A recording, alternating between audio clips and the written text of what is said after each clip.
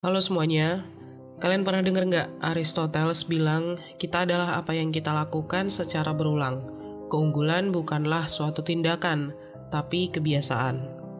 Sang filsuf yang keren ini tahu banget soal kekuatan repetisi atau pengulangan, dan aku setuju sih. Nah, hari ini aku bakal share 9 tips praktis buat hidup hemat, alias hidup di bawah kemampuan kita. Kalau kalian menanam benih-benih kebiasaan ini dengan baik dan terus berulang, pasti kalian bakal panen manfaat yang gak ada habisnya. Oke, yang pertama, punya hari-hari khusus tanpa belanja. Kalian bisa pilih hari apa aja sih buat ini. Biasanya aku suka bikin hari tanpa belanja itu di hari Minggu. Soalnya itu hari dimana aku pengen istirahat sebelum kerja. Kalau dipikir-pikir, kita sebenarnya cuma belanja 6 hari dalam seminggu daripada 7 hari. Yuk, kita coba lihat angkanya. Kalau kalian biasanya ngeluarin sekitar Rp500.000 seminggu atau sekitar Rp71.000 sehari buat berbagai macam pengeluaran, nah dengan ngindarin belanja sehari penuh, kalian bisa hemat Rp71.000 seminggu atau sekitar Rp284.000 sebulan. Lumayan kan? Nah, bayangin deh, kalian bisa ngapain aja dengan uang ekstra Rp284.000 itu setiap bulan. Bisa ditabung buat budget liburan akhir tahun, tanpa keluar dari batas kemampuan finansial kalian. Terus, yang kedua, cuman belanja bahan makanan sekali seminggu.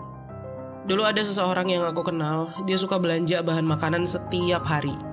Terus aku tanyakan ke dia, kenapa sih kamu harus ke toko bahan makanan setiap hari? Kamu kan jadi harus bayar bensin, ngabisin waktu buat perjalanan, dan kemungkinan besar kamu bakal ngeluarin lebih dari yang seharusnya buat beli makanan, yang mungkin juga nggak kamu butuhin banget. Terus si orang itu bilang kalau hidupnya terlalu sibuk, jadi dia nggak punya energi buat ngerencanain banyak hal, termasuk belanja bahan makanan.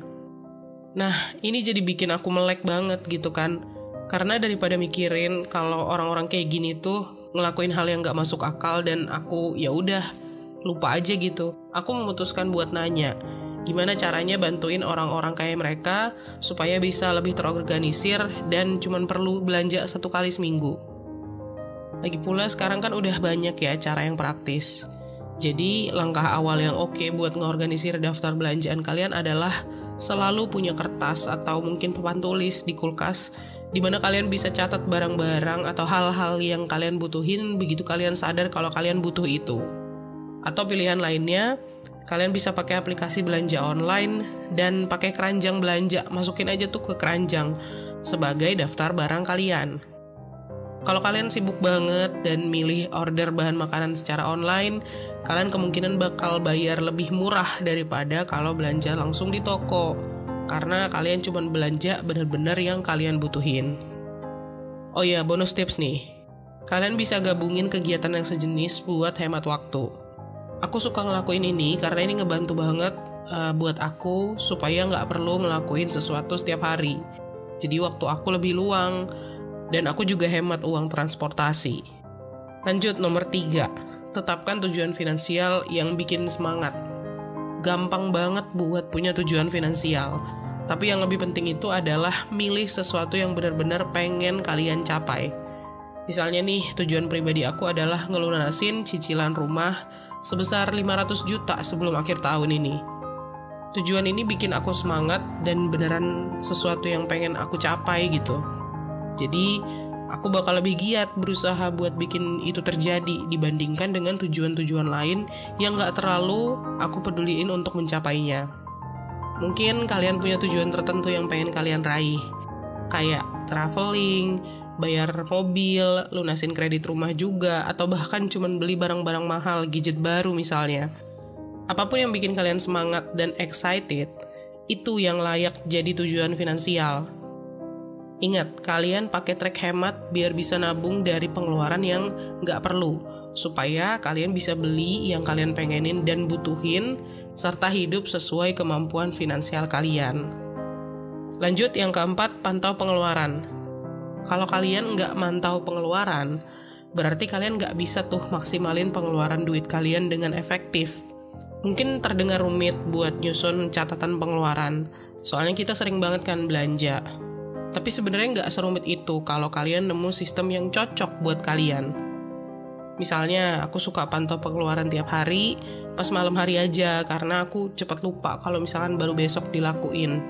Tapi balik lagi, tergantung sama situasi kalian masing-masing. Bisa juga dilakuin setiap hari, 2 hari sekali, atau seminggu sekali lah paling lama. Kalian mungkin perlu trial berbagai metode, kayak nyatet di handphone atau pakai buku catatan, dan lihat mana yang paling cocok buat kalian. Tapi yang pasti, ini bakal bantu kalian hidup hemat dan sesuai dengan kemampuan finansial kalian. Next, nomor 5. Dapatkan penghasilan tambahan. Oke, sampai sini aku udah cerita banyak tentang gimana caranya mengurangi pengeluaran, tapi ada alternatif lain buat hidup hemat, yaitu dengan menambah penghasilan. Salah satu hal yang udah mengubah hidupku sendiri adalah punya pekerjaan lepas, freelance. Emang sih butuh usaha ekstra, tapi ini memungkinkan aku untuk nyimpen semua uang yang aku hasilin dari situ ke tabungan. Tentunya pekerjaan lepas nggak selalu jadi pilihan terbaik. Ada banyak jalur lain yang bisa dicoba. Misalnya, kalau kalian punya bakat kreatif, kalian bisa buat desain dan jual itu secara online. Atau kalian bisa mulai bisnis sendiri tentang sesuatu yang kalian suka, kayak bikin brand, makanan, saus pedas gitu misalnya.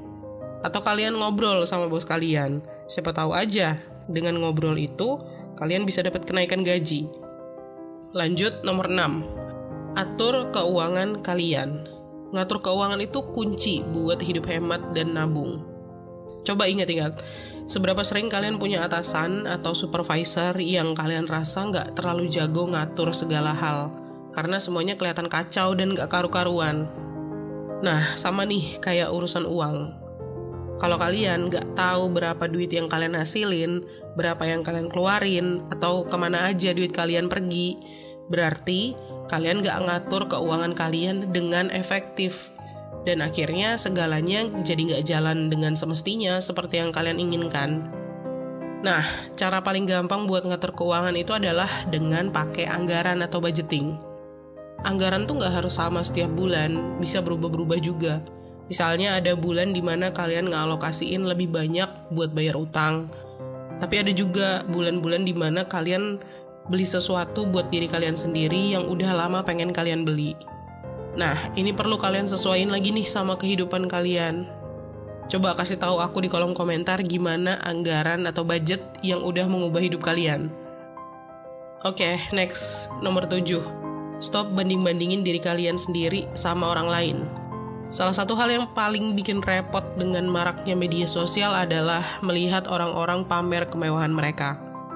Aku yakin aku nggak sendirian di sini yang ngerasa kayak aku tuh nggak punya apa-apa dibandingin sama orang-orang lain di media sosial yang kayaknya udah punya segalanya. Pelan-pelan kalian juga mungkin jadi pengen punya mobil baru, beli pakaian yang lebih mewah, atau bahkan sering-sering pesen minuman di Starbucks cuman buat kelihatan mewah. Tapi sayangnya cara kayak gini malah bikin kalian jauh dari hidup hemat. Dan percaya atau enggak, aku tahu karena aku udah beberapa kali kejebak di hal yang sama.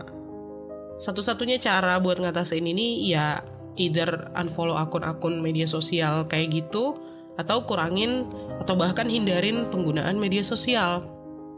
Dengan cara kayak gini, kalian bisa fokus sepenuhnya sama diri kalian sendiri dan situasi kalian. Kalian yang punya kendali atas hidup kalian, dan kalian bisa dapetin kekayaan yang kalian pengen. Tapi kalian harus lakuin itu sesuai dengan konteks kehidupan kalian yang ada saat ini. Lanjut, nomor 8, jangan pernah belanja melebihi pendapatan. Aku tahu saran ini tuh kelihatan klise ya, dan ngulang-ngulang gitu. Terutama buat yang udah mahir dalam urusan keuangan. Tapi gak pernah ada kata terlalu banyak untuk mengingatkan. Ingat, apa yang kalian tanam, itu yang bakal kalian tuai. Dan gak ada yang salah dengan menanamkan prinsip untuk gak pernah belanja lebih dari yang kalian hasilin, agar kalian selalu hidup di bawah kemampuan finansial kalian. Saran ini emang sederhana, kalian harus selalu pastiin pengeluaran kalian itu lebih kecil daripada pendapatan, biar selalu ada sisa duit di akhir bulan. Nah, terus sisa duit itu dipakai buat apa dong? Tentunya buat ditabung dan diinvestasiin. Oke, ini yang ke-9, bangun dana darurat. Momen yang bikin aku mulai ngebangun dana darurat adalah ketika aku ngalamin masalah kesehatan dan aku jadi sadar bahwa aku bisa terjerat utang karena hal itu. Aku lebih banyak mikir tentang segala kemungkinan buruk yang bisa terjadi dan membuat hidupku jadi nggak bisa berjalan normal karena harus bayar-bayar utang, lunasin utang itu. Awalnya aku pikir nggak mungkin bisa bangun dana darurat. Tapi berkat langkah-langkah yang aku udah sebutin dari tadi, akhirnya aku bisa. Sekarang dengan punya dana darurat, aku ngerasa lebih nyaman tidur dan ngejalanin hidup. Karena aku tahu bahwa apapun yang terjadi, seenggaknya aku bisa bertahan selama beberapa waktu. Jumlah dana darurat yang direkomendasiin itu setara dengan 3-6 bulan gaji. Supaya kita basically bisa hidup tanpa pendapatan tetap. Kalau aku pribadi suka punya dana darurat yang setara sama 6 bulan pendapatan. Karena aku ngerasa lebih aman dengan jaringan pengaman yang lebih besar. Tapi ya tergantung ya sama kebutuhan dan preferensi kalian. Oke, jadi itu dia 9 cara praktis hidup di bawah kemampuan untuk mencapai kebebasan finansial. Semoga bermanfaat. Terima kasih udah nonton. Jangan lupa klik tombol like dan subscribe, dan komen tips apa lagi yang kamu butuhin seputar finansial.